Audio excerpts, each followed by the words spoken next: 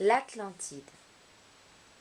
Il y a fort longtemps, la caravelle du sultan de l'Atlantide vint s'échouer sur les rochers de la côte bretonne.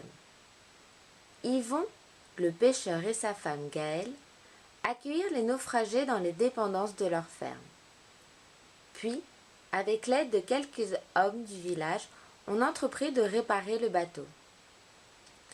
Arnaude, la fille d'Yvon et de Gaëlle, offrait aux travailleurs du cidre, des galettes de sarrasin et des fruits frais. Elle soignait aussi leurs blessures et se montrait aimable avec chacun. Séduit, le sultan accompagna la jeune fille dans son domaine, la forêt, dont elle lui conta les légendes. Charmé par la douceur de sa voix et la transparence de ses grands yeux bleus, le sultan tomba amoureux d'elle et la demanda en mariage.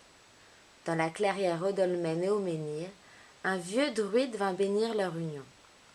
Mais le mage du sultan, ayant lu dans les étoiles que les princes du royaume complotaient pour prendre le pouvoir, conseilla à son maître de s'en retourner dans son pays.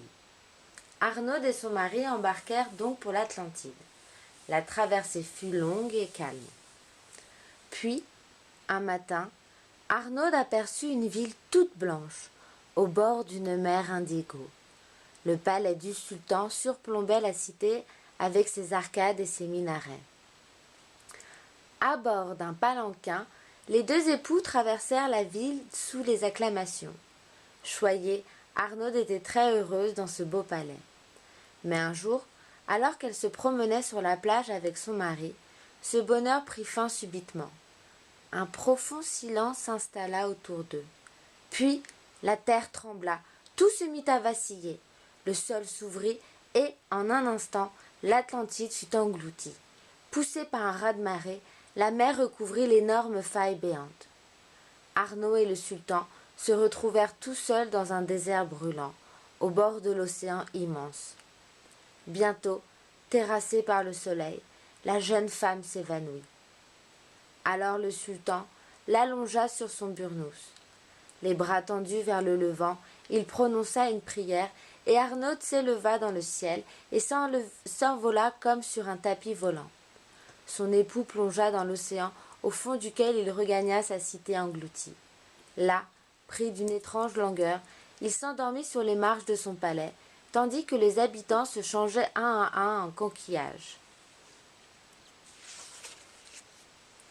Retrouvé sur la plage de son village, Arnaud expliqua à ses parents ce qui s'était passé et leur révéla les propos qu'elle avait surpris chez les hauts dignitaires du palais.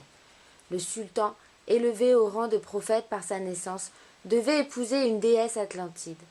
Ayant violé cette loi, la malédiction des dieux s'était abattue sur lui et il avait décidé d'en payer seul le prix.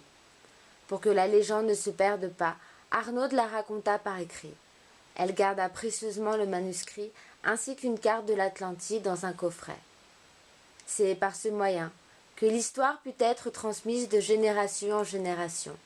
On dit aussi que tous les 75 ans, le fabuleux continent réapparaît l'espace d'une nuit.